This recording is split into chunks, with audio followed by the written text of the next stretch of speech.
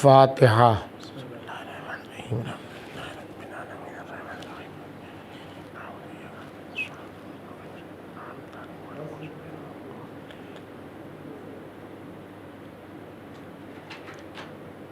اعوذ باللہ من الشیطان الرجیم، بسم اللہ الرحمن الرحیم، الحمد للہ رب العالمین، والصلاة والسلام علی اشرف الانبیاء وخاتم المرسلین، سیدنا و نبینا و شفیع ذنوبنا مولانا بالقاسم محمد و اہل بیتہ الاطیبین الانجبین الاطہرین المعصومین المظلومین، لا سیما علی بقیۃ اللہ فی الارضین۔ سلام علی آل یاسین، السلام علیک یا داعی اللہ و ربانی آیاتہ، السلام علیک یا باب اللہ و دیان دینہ، السلام علیک یا خلیفۃ اللہ و ناصر حقہ، السلام علیک یا حجۃ اللہ و دلیل ارادتہ، بہم نتولی ومن اعدائهم نتبرأ إلى الله، اما بعد فقد قال سبحانه وتعالى في محكم كتابه ومتقن بيانه وقوله الحق، وقضى ربك ألا تعبدوا إلا إياه وبالوالدين إحسانا۔ صلوات بھیجیے محمد وآل محمد، اللہم صلی علی محمد وآل محمد۔ حضرات التماس ہے کہ ایک مرتبہ سورہ حمد اور 3 مرتبہ سورہ قل هو اللہ کی تلاوت فرما کر مرحومہ و مغفورہ صبیہ بانو کی روح کو بسم اللہ الرحمن الرحیم۔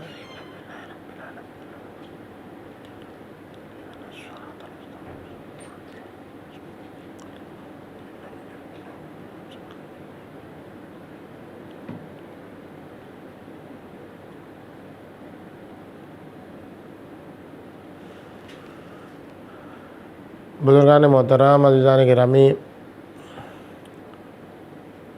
مرحومہ صبیہ بانو کے ایصال ثواب کی یہ مجلس عزا، اس سے پہلے چشماہی کی مجلس کو بھی میں خطاب کر چکا ہوں اسی طریقے سے، اور اس میں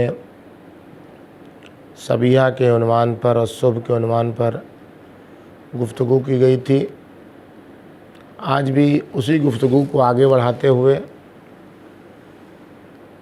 ماں کا کردار انسان کی نورانیت میں کیا ہوتا ہے، اور کیوں خداوند عالم نے اتنی زیادہ تاکید کی ہے ماں کے سلسلے میں کہ انسان کو ماں کے سلسلے میں زیادہ توجہ دینی چاہیے، اور والدین کو اپنے بچوں کے لیے کیا کرنا چاہیے۔ یہ 2 اہم گفتگو ہے کہ جس سے سماج و معاشرے میں صبح اور روشنی پھیلتی ہے۔ سب سے پہلی چیز جو ہے وہ ماں باپ کی ذمہ داری ہے۔ پہلے ماں باپ کی ذمہ داری سامنے آتی ہے، پھر اس کے بعد بچوں کی ذمہ داری ماں باپ کے سامنے آتی ہے۔ ہمارے سماج و معاشرے میں زیادہ تر گفتگو حقوق والدین کے سلسلے میں ہوتی ہے کہ والدین کے کیا حقوق ہیں، لیکن بچوں کے کیا حقوق ہیں اس کے اوپر کم گفتگو ہوتی ہے۔ ہمیں یہ معلوم کرنا چاہیے کہ سب سے پہلے والدین کی کیا ذمہ داری ہے اپنے بچوں کے لیے۔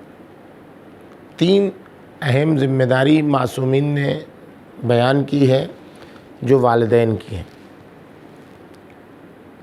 اور یہ 3 ذمہ داری اگر والدین پوری کرتے ہیں تو اس کے بعد بچوں کی ذمہ داری آتی ہے کہ بچے کیسے ذمہ داری پوری کریں۔ سب سے پہلی جو ذمہ داری ماں باپ کی ہے وہ یہ ہے کہ ان کا اچھا نام رکھے، بچوں کا نام اچھا رکھا جائے، ماں باپ کی یہ ذمہ داری ہے۔ وہ نام رکھیں جو معصومین کا نام ہے، وہ نام رکھیں جن کی ترغیب معصومین نے دی ہے۔ بازار میں جو نام رائج ہے اس نام کی طرف توجہ نہیں دیں، بلکہ ان ناموں کو منتخب کریں جن ناموں میں خدا اور رسول نے برکت عطا کی ہے۔ اور اس کی ذمہ داری بچہ ہونے کے بعد سے نہیں، بلکہ ولادت سے قبل جب حمل چوتھے مہینے کا ہو جائے اس وقت سے تاکید کی گئی ہے کہ بچے کا نام رکھ دیا جائے، اور آیت الکرسی پڑھ کے چوتھے مہینے میں زوجہ کے شکم پر ہاتھ رکھ کے یہ کہا جائے کہ اللہم انی سمیتہ محمدا، خدایا میں نے اس کا نام محمد رکھا ہے، اور لڑکی ہے تو اس کا نام فاطمہ رکھا ہے، کہ ولادت کے بعد کم سے کم 7 دنوں تک یہ نام باقی رہے بچے کا محمد، اور 7 دن کے بعد اگر نام بدلنا ہے تو کوئی ترکیبی نام محمد کے ساتھ رکھے، اور اگر کوئی دوسرا نام بھی بدلنا چاہتا ہے تو بدل دے، لیکن اگر نام بدلے گا تو خدا کو اختیار ہے کہ خدا چاہے تو اس بچے کو واپس لے سکتا ہے، اور اگر نام محمد رکھا جاتا ہے تو خدا محمد یا علی، تو خدا بند عالم اس بچے کے نام کی برکت سے اس کو حیات کا بڑا کرے گا۔ آپ دیکھیں کہ ہمارے سماج و معاشرے میں نام بچوں کو اچھا رکھا جاتا ہے، لیکن پکارنے کا نام الٹا سیدھا ہوتا ہے، جس کی وجہ سے پکارنے کے نام کا اثر بچوں کے اوپر ہوتا ہے۔ اور جس زمانے میں یہ، اور آج کے دور میں بھی جو حالات ہیں ملک کے، اس میں یہ لوگ کوشش کر رہے ہیں کہ ایسا نام رکھیں کہ جو سب میں کھپ جائے۔ نہیں، ایسے نام کی ضرورت نہیں جو سب میں کھپ جائے، ایسا نام ہو جس سے پتہ چلے کہ یہ علی مرتضیٰ کے ماننے والے علیہ الصلوۃ والسلام، ایسا نام ہو جس سے پتہ چلے کہ یہ دین اسلام کے پیروں ہیں۔ لہذا آپ دیکھیں کہ امام حسین علیہ الصلوۃ والسلام کا زمانہ بدترین زمانہ ہے، وہ زمانہ ہے جس زمانے میں علی مرتضیٰ کے نام کو گالی کے برابر کر دیا گیا تھا۔ شام میں اتنا پروپیگنڈا مولا کائنات کے خلاف پھیلایا گیا تھا کہ لوگ سمجھتے تھے علیہ باللہ کہ علی کسی ڈاکو کا نام ہے۔ ایک شخص کہتا ہے کہ میں شام میں گیا، مجھے ہر جگہ جہاں بھی میں جا رہا تھا تو وہاں مجھے کوئی نام علی، حسن، حسین دکھائی نہیں دے رہا تھا۔ ایک گھر میں گیا، پانی طلب کیا، پیاسا تھا، تو ماں نے پکار کے کہا یا باپ نے پکار کے کہا حسن پانی لاؤ، تو مجھے بہت تعجب ہوا کہ اس نے اپنے بچے کا نام حسن کیوں رکھا ہے، تو پوچھنے میں مجبور ہو گیا۔ تو آپ سوچیں کیا جواب دیتا ہے وہ شخص، کہتا ہے یہ لڑکا بہت شیطان ہے، بہت بدماشی کرتا ہے، بہت شرارت کرتا ہے، اس لیے ہم نے اس کا نام حسن رکھ دیا۔ ایسے ماحول میں جب حسن، علی، حسین نام گالی کے برابر کر دیا گیا تھا، امام حسین علیہ الصلوۃ والسلام نے اپنے تمام بچوں کا نام علی رکھا اور تمام بیٹیوں کا نام فاطمہ رکھا۔ اور جب مروان ملعون نے چوتھے امام سے یہ پوچھا کہ تمہارے ابا کوئی اور نام نہیں ملا تھا، سب بیٹوں کا نام انہوں نے علی رکھ دیا۔ اور آن کے امام علیہ الصلوۃ والسلام نے اپنے بابا سے کہا تو امام حسین علیہ الصلوۃ والسلام نے فرمایا جا کے مروان سے کہہ دو کہ اللہ اگر مجھے 100 بیٹے دیتا تو میں تمام 100 بیٹوں کا نام علی رکھتا، اور اللہ اگر مجھے 100 بیٹیاں دیتا تو میں سب کا نام فاطمہ رکھتا۔ یہ ہے وہ شان اہل بیت والدین کی کہ اپنے بچوں کا نام وہ نام رکھو جس سے ان کے کردار میں اثر ہو، جس کے ذریعے سے ان کے نام میں علی مرتضیٰ اور محمد مصطفیٰ کے آثار دکھائی دیں۔ سب سے پہلی ذمہ داری جو ماں باپ کی ہے وہ یہ ہے کہ اپنے بچوں کا نام اچھا رکھیں۔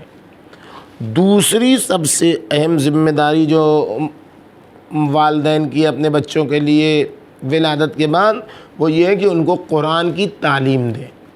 آج آپ دیکھیں ہمارے معاشرے میں ہمارا بچہ اسکول جاتا ہے، کالج جاتا ہے، ہمارے ماں باپ اس بات پر خوش ہوتے ہیں دور حاضری کہ ہمارا بچہ انگلش فرفر بول رہا ہے، امریکن انگلش بول رہا ہے، انگلینڈ کی انگلش بول رہا ہے، جو بھی انگلش کے لہجے ہیں، امریکن اسٹائل اور انگلینڈ اسٹائل اور جو بھی ہیں سب بول رہا ہے، لیکن ماں باپ کی توجہ اس پر کتنی ہے کہ میرا بچہ عبد الباسط کے انداز میں پڑھ رہا ہے کہ منشاوی کے انداز میں پڑھ رہا ہے، کہ اس پر کوئی توجہ نہیں ہے۔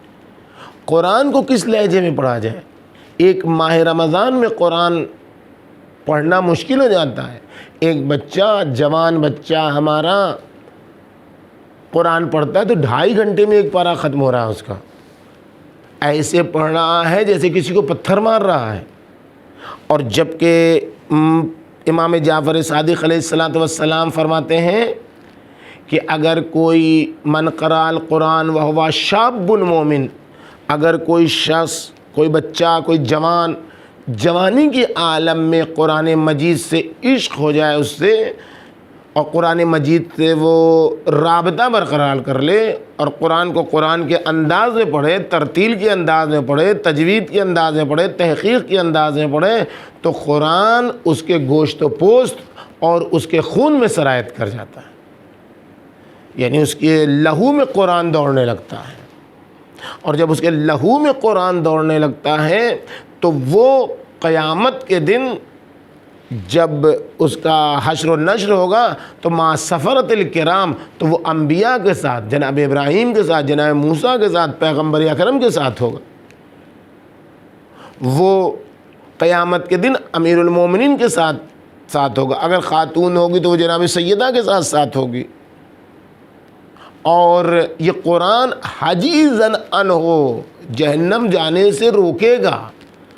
تو ماں باپ کی ذمہ داری ہے کہ بچوں کو بہترین انداز میں جو بھی تعلیم دینا چاہتے ہیں دیں، لیکن قرآن کی ایسی تعلیم دیں کہ قرآن اس کے لہو میں بس جائے، قرآن اس کے لہو کی جگہ اختیار کرے، اس کے خون میں دوڑنے لگے۔ اور تیسری، یہ تمام موضوعات وہ ہیں جو طویل ہیں، صرف جستہ جستہ خدمت میں عرض کر دیے جا رہے ہیں جو ماں باپ کی ذمہ داری ہے۔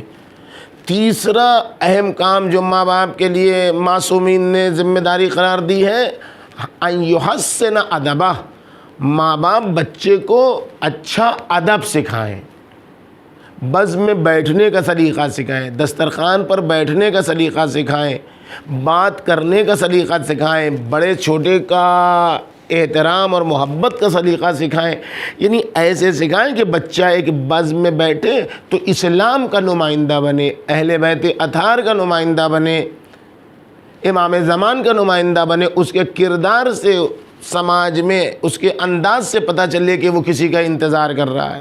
اگر یہ کام ماں باپ نے کیا اور تربیت اس کی اچھی کر دی اور قرآن سے مانوس کر دیا، اسے اس کا نام اچھا رکھ دیا، تو پھر ایسا بچہ ہو ہی نہیں سکتا ہے کہ وہ ماں باپ کی نافرمانی کرے۔ اس لیے خداوند عالم یہ آیت شریفہ جو میں نے آپ کے سامنے پیش کی کہ وَقَضَىٰ رَبُّكَ أَلَّا تَعْبُدُوا إِلَّا إِيَّاهُ وَبِالْوَالِدَيْنِ إِحْسَانًا، دیکھو اللہ کا فیصلہ ہے کہ اللہ کے علاوہ کسی اور کی پرستش نہ کرو، کسی اور کی عبادت نہ کرو، وَبِالْوَالِدَيْنِ إِحْسَانًا۔ قرآن مجید میں متعدد جگہ پر یہ کلمہ استعمال ہوا ہے، وَبِالْوَالِدَيْنِ إِحْسَانًا، والدین کے ساتھ حسن سلوک کرو، والدین کے ساتھ اچھے برتاؤ کرو، تاکہ تم کو خدا کو مد نظر رکھ کے والدین کی اچھی اور بہترین روش سے والدین کی خدمت کرو، وہ خدمت ہو جس میں خدا مد نظر ہو، جس میں پبلک، جس میں عوام، جس میں قوم، جس میں محلہ، جس میں رشتہ دار مد نظر نہ ہو۔ ان چیزوں کے بجائے خدا کو مد نظر رکھ کے ماں باپ کے ساتھ نیکی کرو۔ جب خدا کو مد نظر رکھ کے کرو گے تو بڑا فرق ہوگا، پھر تمہیں یہ نہیں ہوگا کہ ہم محلے والوں کی نگاہ میں اچھے ہو جائیں، پھر تمہارے لیے یہ مرحلہ نہیں ہوگا کہ ہم رشتہ داروں کے درمیان، دوسرے بھائی کے درمیان، تمہارے لیے صرف اور صرف تمہارے لیے خدا مد نظر۔ آپ ایک چھوٹی سی آیت دیکھیں، لوگوں کو قرآن مجید سمجھ میں نہیں آتے، والدین کے ساتھ جو حسن سلوک کرنا ہے، ماں کے ساتھ جو حسن سلوک کرنا ہے، ماں کے ساتھ جو حسن سلوک ہے وہ یہ کلمہ بے بتا رہا ہے کہ فقط فون کرنے سے نہیں ہوگا۔ یہاں پر الصاق کے معنی میں، صرف فون کرنے سے نہیں ہوگا کہ امی آپ کیسی ہیں، سب خیریت ہے، بخیر ہے، ایسا نہیں ہے کچھ، بلکہ خود بخود لانڈری میں کپڑا دھلوانے سے نہیں ہو جائے گا، کوئی نوکرانی رکھ دینے سے کچھ نہیں ہوگا، نہیں، خود اگر ہے موجود وہاں پر تو خود کوشش کرے کہ کپڑا دھوئے، خود لقمہ بنا کے کھلائے۔ اگر اس پوزیشن میں آ گئے جو قرآن مجید کہتا ہے کہ اگر یہ بوڑھے ہو جائیں تو ولا تنہرہما، ان کو جھڑکو نہیں، وقل لہما قولا کریما، اور ان کے لیے بہترین انداز میں گفتگو کرو۔ ایک بالوالدین بتا رہا ہے کہ ایک بے بتا رہا ہے کہ ماں باپ کے ساتھ جو حسن سلوک کرنا ہے وہ تم کو خود اپنے ہاتھوں سے کرنا ہے، اپنے بدن سے کرنا ہے۔ اس لیے قرآن مجید آگے کیا فرما رہا ہے کہ جب جاؤ ان کی خدمت میں تو اپنے شانے جھکا کے جاؤ، جیسے ایک غلام اپنے آقا کے سامنے جاتا ہے ویسے جاؤ۔ آپ صحیفہ سجادیہ میں اٹھا کے دیکھ لیجئے جو امام علیہ السلام نے ماں باپ کی شان میں دعا کہی ہے، اس سے آپ کو پتہ چل جائے گا۔ دوسری بات کی کہ والدین شرط ہیں، ایمان و کفر نہیں شرط ہے۔ چند چیزیں ہیں جس میں ایمان و کفر شرط نہیں ہے، چاہے مومن ہو چاہے کافر ہو وہ کرنا ہے۔ اس میں سے ایک امانت ہے۔ امانت میں اسلام شرط نہیں ہے کہ کسی نے آپ کو کوئی چیز رکھنے کے لیے دیا ہے تو مسلمان ہے تو اس کی امانت واپس کیجئے، کافر ہے آپ کا دشمن ہے تو اس کی امانت آپ کھا جائیے، نہیں، ایسا نہیں ہے۔ مومن ہو، کافر ہو، فاسق ہو، فاجر ہو، اگر امانت آپ نے قبول کر لی ہے تو اپنے سامان کی طرح اس امانت کی حفاظت کرنی ہے۔ امام زین العابدین علیہ السلام کا یہ قول معروف ہے کہ اگر میرے بابا کا قاتل وہ تلوار جس سے میرے بابا کو قتل کیا ہے میرے پاس امانت کی صورت میں لا کے رکھوائے گا تو میں امانت میں خیانت نہیں کروں گا۔ آپ سوچیں ذرا، وہ تلوار جس سے امام حسین صلی اللہ علیہ وسلم کو قتل کیا گیا ہے وہ بھی اگر امانت کے طور پر آن کے رکھی جاتی ہے امام علیہ السلام کے پاس تو اس امانت میں بھی خیانت کا اختیار نہیں ہے۔ بس اسلام و کفر امانت میں نہیں دیکھا جاتا ہے۔ دوسری جو چیز ہے وہ یہی ماں باپ ہیں۔ ماں کافر ہو، بے دین ہو، کچھ بھی ہو، اس کے ساتھ حسن سلوک کرنا ہے۔ مشہور واقعہ ہے، آپ دیکھیں امام جعفر صادق علیہ السلام کے پاس ایک عیسائی آیا۔ عیسائی آ کے امام علیہ السلام کی بارگاہ میں مسلمان ہو جاتا ہے۔ مسلمان ہونے کے بعد وہ پوچھتا ہے کہ مولا میری ایک ماں ہے جو بہت بوڑھی ہے، اب میں مسلمان ہو چکا ہوں، اب آپ کا کیا حکم ہے؟ امام نے کہا جتنی تم اب تک اپنی ماں کی خدمت کرتے تھے اس سے کہیں زیادہ تم کو اب خدمت کرنی، کوئی بھی ماں کو تمہارے تکلیف نہیں ہونے چاہیے۔ وہ گیا، امام کا حکم تھا، وہ پہلے سے زیادہ ماں کی خدمت کرنے لگا، ماں کے ساتھ حسن سلوک کرنے لگا، اتنا زیادہ کرنے لگا کہ ماں کو تعجب ہو گیا کہ لڑکا پہلے تو ایسا نہیں تھا، یہ تو میری باتیں نہیں سنتا تھا، یہ تو مجھے جھڑک دیتا تھا، یہ کیا ہو گیا اس میں؟ اتنا زیادہ فرق آیا اس بچے میں کہ ماں پوچھتی ہے بچے سے کہ یہ بتاؤ تم میں یہ فرق کیسے آیا؟ تو بچہ کہتا ہے پھر کہ ماں سبب یہ ہے کہ میں نے قبول کر لیا ہے، اور امام جعفر صادق علیہ السلام نے مجھے یہ حکم دیا ہے کہ میں آپ کے ساتھ حسن سلوک اور بہترین انداز کے ساتھ میں آپ کے ساتھ زندگی گزاروں، اس لیے میں یہ سب کر رہا ہوں۔ جیسے ہی ماں سنتی ہے ویسے کہتے ہیں ایسا اسلام، چلو مجھے بھی لے کے چلو۔ وہ جاتی ہے ماں، بوڑھی ماں، اور جا کے امام علیہ السلام کے ہاتھوں بیعت کرتی ہے، اسلام قبول کرتی ہے، اور ابھی امام کے گھر سے باہر نکلتی ہے کہ وہیں پر اس کی روح قبض ہو جاتی ہے اور وہ وہیں پر اس کا انتقال ہو جاتا ہے۔ امام علیہ السلام فرماتے ہیں یہ واحد خاتون ہے، واحد عورت ہے جو بغیر کسی عبادت کے جنت میں جائے گی، اس لیے کہ جس وقت اس نے اسلام قبول کیا اس وقت کسی عبادت کا وقت نہیں تھا، نہ نماز کا وقت تھا، نہ روز کسی عبادت کا وقت نہیں تھا، ایک بھی نماز اس نے پوری زندگی میں نہیں پڑھی، لیکن یہ جنت میں جائے گی۔ کیوں؟ اس لیے کہ جب یہ اسلام لائی تو اس وقت کسی عبادت کا وقت نہیں تھا، اس کی کوئی نماز کوئی قضا نہیں، الاسلام یجب ما قبلہ۔ تو دین اسلام ایسا کردار بچوں کو بنا کے پیش کرنا چاہتا ہے کہ تم اس طریقے سے اپنا کردار پیش کرو کہ اگر تمہارے ماں باپ کافر بھی ہیں، مشرک بھی ہیں، بے دین بھی ہیں، تب بھی تمہارے کردار سے وہ اہل بیت اطہار کی طرف کھنچتے چلے آئیں اور وہ اس طریقے سے دیندار ہو جائیں کہ اگر اسلام لانے کے بعد کوئی عبادت کا وقت نہ ہو اور وہ دنیا سے گزر جائیں تب بھی وہ جنتی ہوں۔ تو یہ جو سب سے بڑا مرحلہ ہے اس کو ہمیں سمجھنے کی ضرورت ہے کہ ماں باپ کے ساتھ حسن سلوک۔ یہاں پر ایک اہم بات سمجھنے کی ضرورت ہے جس کو قرآن نے ہی بیان کیا کہ ماں باپ کے احترام کی حد کیا ہے، کب تک کر سکتے ہیں؟ مطلق ہے؟ نہیں، مطلق نہیں ہے ماں باپ کا احترام۔ قرآن مجید کہتا ہے سورہ شورا میں بھی ہے اور دیگر جگہوں پر بھی ہے قرآن میں کہ ماں باپ کا اسی وقت تک احترام ہے، باتوں کا ان کی پیروی ان کی اطاعت اسی وقت ہے جب وہ خدا کے خلاف نہ بولائیں۔ اگر ان میں اور خدا میں ٹکراؤ ہو جائے، اہل بیت اطہار کی باتوں میں اور ماں باپ کی باتوں میں ٹکراؤ ہو جائے، کس کو مقدم کرو گے؟ ماں باپ کو مقدم کرو گے، اہل بیت اطہار کو مقدم کرو گے، خدا متعال کو مقدم کرو؟ خدا کہتا ہے نہیں۔ اگر ٹکراؤ ہو جائے، وہ تمہیں شرک کی طرف بلائیں، وہ غیر خدا کی طرف بلائیں، تو ماں باپ کی بات نہیں مانو، ان کی اطاعت نہیں کرو۔ لیکن ان کی اطاعت نہیں کرو الگ ہے، لیکن ان سے عریب زبان میں بات نہیں کرو۔ صاحبہما بالمعروف، ان سے حسن سلوک کے ساتھ گفتگو کرو، ان کے ساتھ بہترین انداز میں گفتگو کرو، لیکن ان کی بات نہیں مانو۔ لہذا حدیث میں صاف صاف یہ آیا ہے، معصوم نے فرمایا کہ اگر ہم میں اور تمہارے ماں باپ میں ٹکراؤ ہو جائے کہ ان کی بات مانے کہ ان کی بات مانے، تو ماں باپ کی مخالفت کر دو، ہماری مخالفت نہ کرو۔ کیوں؟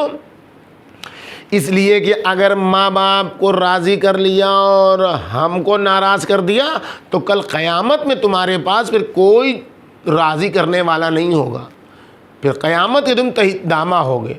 لیکن اگر ہمیں راضی کر لیا اور ماں باپ کی خدا نخواستہ ناراضگی مول لے لی تم نے، تو کل قیامت کے دن ہم تمہارے ماں باپ کو تمہاری طرف سے راضی کر لیں گے۔ پس قیامت کے دن تم کامیاب ہو جاؤ گے اس لیے کہ تم نے ہم کو راضی کیا۔ اب آپ ان مراحل میں ہماری زندگی کو دیکھیں کہ کہاں پر ایسا مرحلہ آتا ہے کہ جہاں پر ماں باپ اور دین میں ٹکراؤ ہوتا ہے۔ کہاں پر ہوتا ہے ٹکراؤ؟ شادی میں۔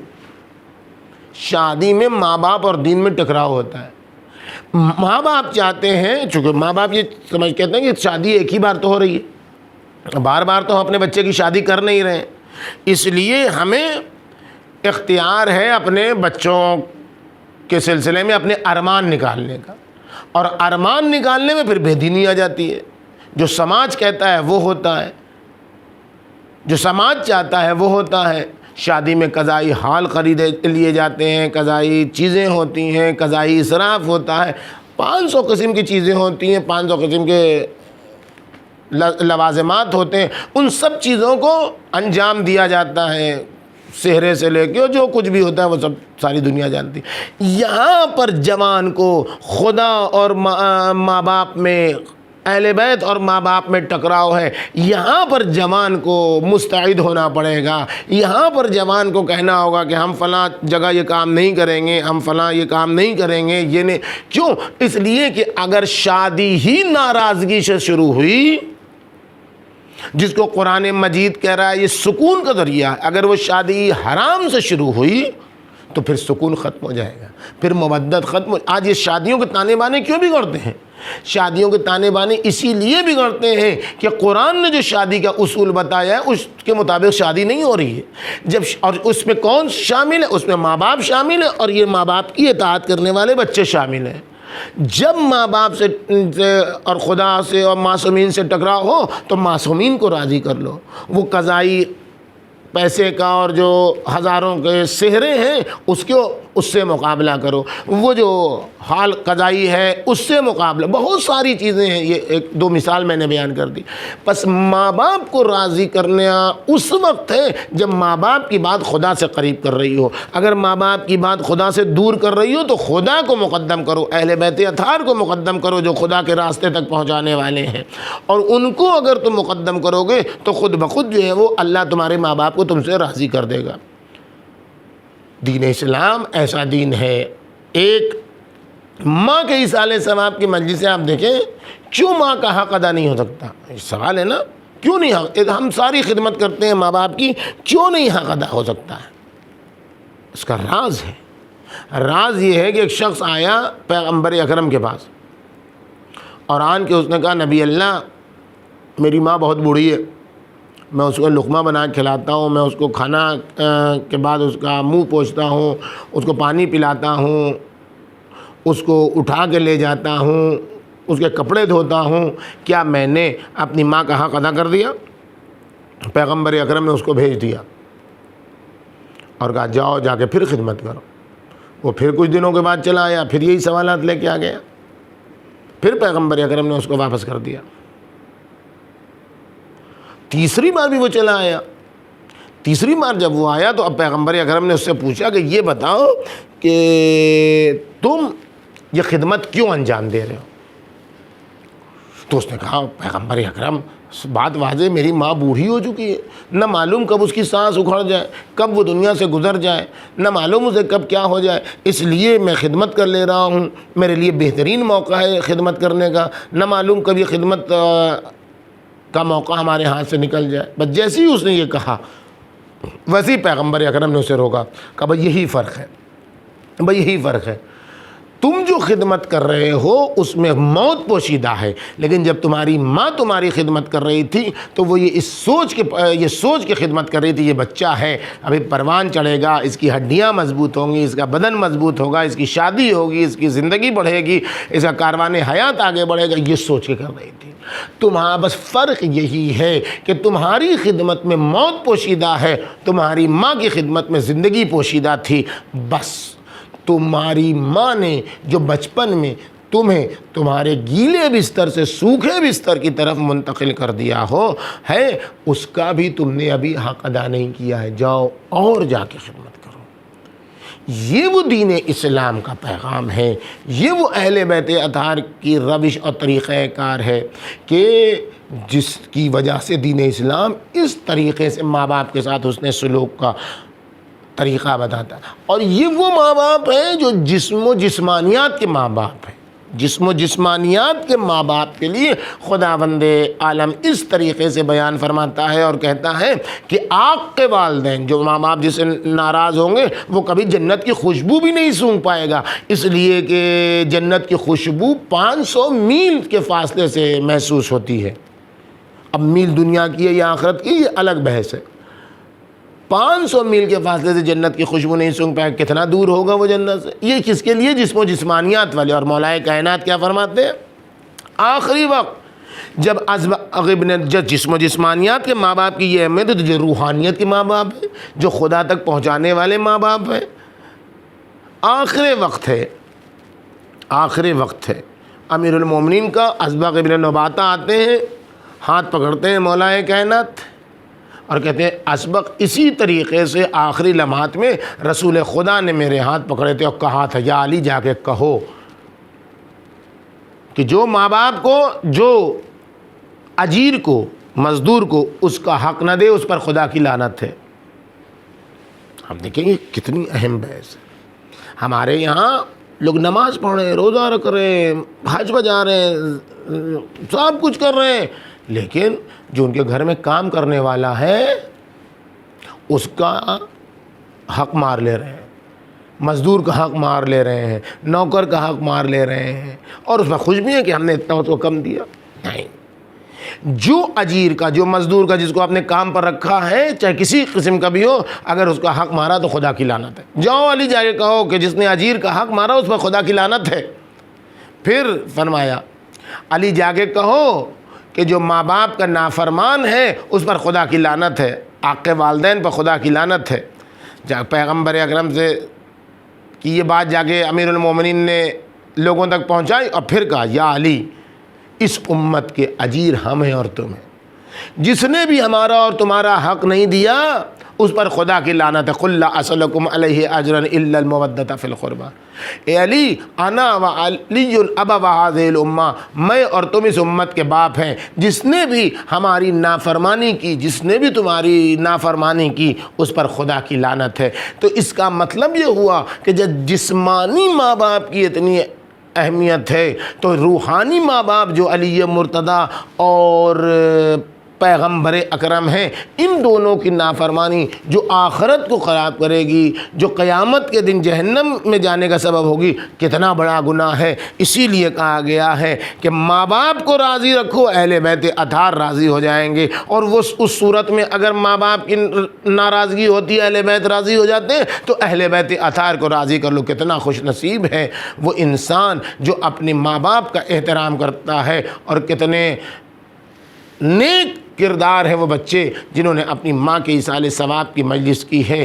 یقیناً ماں کی روح خوش ہوگی اس ماہ مبارک رمضان میں، اس ماہ مبارک رمضان کی آخری تاریخوں میں، جو دعاؤں کی رات ہے، جو انابہ کی رات ہے، جو گریہ وزاری کی رات ہے، جو خدا سے حاصل کرنے کی رات ہے، اور جس کی ماں دنیا سے گزر جائے اس ماں کی قبر پر جانے کی رات ہے کہ جاؤ بیٹھو ماں کی قبر پر۔ پیغمبر اکرم نے کہا، اللہ اکبر، کتنا عظیم درجہ ہے، کہتے ہیں کہ نبی کی دعا سے زیادہ ماں کی قبر پر جا کے دعا کرو، دعا قبول جلدی ہو جائے گی۔ ماں کی دعا لگتی ہے، ماں کی دعا قبول ہو جاتی ہے جلدی۔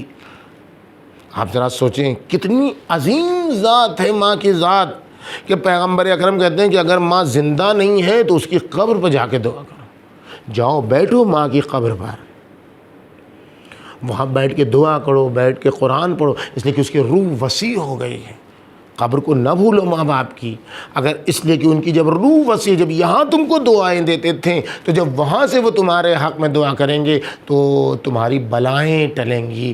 تم کو دنیا سے، آپ ذرا سوچیں، قبر پر جانے کی منزل، ماں کی قبر پر جاؤ۔ سیدہ مرضیہ اپنے بابا کی قبر پر جاتی تھی، کیسے جاتی تھی قبر پر؟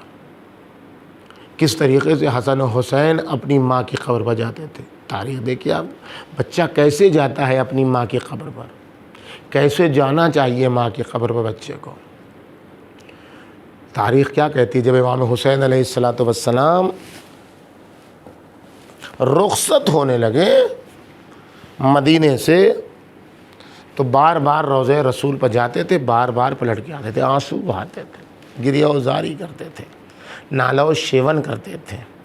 لیکن تاریخ کہتی ہے جب رسول اللہ کے مزار پر گئے تو ایسا لگتا تھا کہ جیسے کوئی کوہ وقار جا رہا ہو۔ بہت متانت کے ساتھ پیغمبر اکرم کے مزار پر گئے، گریہ وزاری کی، پیغمبر اکرم سے نجوہ کیا، گفتگو کی، اٹھ کے آ گئے۔ بھیا حسن کے مزار پر گئے، نہایت متانت کے ساتھ، بھیا تمہاری قبر کا مجاور حسین جا رہا ہے، بھیا آپ پلٹ کے نہیں آؤں گا۔ لیکن تاریخ کہتی ہے جب امام حسین آخری رخصت کے لیے اپنی ماں کے مزار پر گئے ہیں تو جیسے کوئی ننھا سا بچہ اپنی گمشدہ ماں کے پاس جاتا ہے جس کی ماں اسے کافی دنوں سے نہیں ملی ہو، ویسے ننھے سے بچے کی طرح دوڑتے ہوئے حسین ابن علی علیہ السلام ماں کی قبر اطہر کی طرف دوڑے اور آواز دی، اماں اماں، جس حسین کو چکیاں پیس پیس کے پالا تھا اماں، وہ حسین اب جا رہا ہے اماں، اے اماں اب حسین واپس لوٹ کے نہیں آئے گا۔ ہمیں نہیں معلوم بیٹے نے کس محبت سے اور کس عطوفت سے اور کس پیار سے ماں کو سلام آخر کیا کہ ماں بیٹے کو پھر چھوڑنے کے لیے تیار نہیں ہے۔ ادھر حسین چلے مدینے سے اور ادھر ماں نے قبر چھوڑا، ادھر ماں نے مزار چھوڑا اور ادھر سیدہ حسین کے ساتھ ساتھ ہے۔ اب جہاں جہاں بھی راستہ آتا ہے وہاں سیدہ کا وجود دکھائی دیتا ہے۔ حسین کربلا میں پہنچے، ماں موجود ہے، جیسے ہی جناب زینب اترتی ہیں ویسے ہی کہتی ہیں بھیا پشت خیمہ سے کسی بی بی کے رونے کی آواز آ رہی ہے، ایسا لگتا ہے بھیا ہے کہ کسی کی کا جوان لال دنیا سے گزر گیا۔ بہن پہچانا نہیں؟ اماں نے مدینہ چھوڑ دیا ہے۔ شب عاشور یہی ملتا ہے، شب عاشور یہی ملتا ہے جب نافع سے امام گفتگو کر رہے ہیں، نافع دیکھو، نافع تم آ گئے، نافع نہیں آنا تھا، نافع مولا میں اس لیے آ گیا، مولا میں اس لیے آ گیا مولا کہ آپ اکیلے تھے، کہیں دشمن آپ کو اکیلا سمجھ کے حملہ نہ کر دیتا۔ اے نافع آج شب عاشور، حسین کو تنہا دیکھنا تمہیں برداشت نہیں ہے نافع، ذرا آؤ نافع، دیکھو ذرا عصر عاشور حسین یکا و تنا ہے، کوئی نیزہ مارتا ہے، کوئی تلوار مارتا ہے، اے نافع آؤ حسین کو بچا لو۔ جزاکم اللہ خیر الجزا، خدا ان آبادوں پر رحمت نازل فرمائے اور اس مجلس ادا کے ثواب میں امام زمانہ کے ظہور کی تعجیل قرار دے۔ مرحومہ کو آج کی شب ان ماہ مبارک کی آخری تاریخوں میں جناب سیدہ کا مہمان قرار دے، پسماندگان کو صبر جمیل عطا فرمائے اور مرحومہ کے لیے کار نیک انجام دینے کی توفیق عطا فرمائے۔ اچھا نافع تم آ گئے ہو تو آ جاؤ، نافع یہ دیکھو، نافع یہ دیکھو یہاں میرا قاسم شہید ہوگا، نافع یہ دیکھو یہاں حبیب مارے جائیں گے، نافع یہاں دیکھو یہاں میرا مسلم مارا جائے گا، نافع یہ وہ جگہ ہے جہاں تم کو قتل کیا جائے گا، نافع یہاں میرے اکبر پر برچھی لگے گی، نافع یہاں میرے عباس کا بازو قلم ہوگا، نافع یہاں میں علی اصغر کو لے کے آؤں گا، نافع۔ امام محسوس کرتے ہیں کہ میں بات کرنا ہوں نافع سے اور نافع میری طرف مخاطب نہیں ہے، کہیں اور گم ہے۔ امام نے کہا نافع، کوئی جواب نہیں ملا، نافع کوئی جواب نہیں ملا۔ آخر میں امام نے ذرا تیز آواز میں کہا نافع میں تم سے مخاطب ہوں۔ چونک گئے نافع، مولا حکم فرمائیے کیا کہنا ہے؟ کہا نافع میں تم سے مخاطب تھا، تم جواب نہیں دے رہے تھے۔ کہا مولا ایسا کچھ بھی نہیں ہے، میں اتنی سی بات میں آپ کی ساری باتیں سن رہا تھا مولا، لیکن آپ جیسے مجھے سب کچھ بتا رہے تھے اس نشیب سے کسی بی بی کے رونے کی آواز آ رہی ہے، وہاں سے آواز آ رہی ہے قتلو کا اتشو کا، میرے لال تجھے پیاسا مار ڈالا گیا۔ اے نافع تم نے پہچانا نہیں، یہ ہماری اماں سیدہ ہیں، یہ زمین کربل کو اپنے بالوں سے صاف کر رہی ہیں۔ اے نافع یہ وہی جگہ ہے جہاں میں گروں گا اور میری اماں وہاں یہ منظر دیکھ رہی ہوگی۔ اب وہی آخری مرحلہ آیا جب زہرا کا لال چاروں طرف سے زخموں سے چور ہو کر زمین کربل پر گرا، 1900 زخم تنے چاک چاک پر، زینب نکل حسین تڑپتا ہے خاک پر۔ تو اب سب چلے گئے، وہ مرحلہ آیا جہاں انبیاء بھی چلے گئے، جہاں اصفیاء بھی چلے گئے، جہاں فرشتوں کی طاقت نے بھی جواب دے دیا، رسول خدا بھی چلے گئے، علی مرتضیٰ بھی چلے گئے، بس ایک دکھیاری ماں تھی جو بیٹھی ہوئی تھی۔ اے شمر میں نے چکیاں پیس پیس کے بالا ہے، میرے لال کو قتل نہ کر، لیکن کند خنجر چلا، اماں ہٹ جاؤ اماں۔ بار بار جو خنجر چل رہا تھا اور حسین قتل نہیں ہو پا رہے تھے، اس کا سبب یہی تھا، ایک ماں تھی جو خنجر کو پکڑ لیتی تھی، لیکن حکم الہی تھا فاطمہ ارے حسین کو آنے دو۔ لو جیسے ہی ماں ہٹی، زمین کربل متزلزل، فرات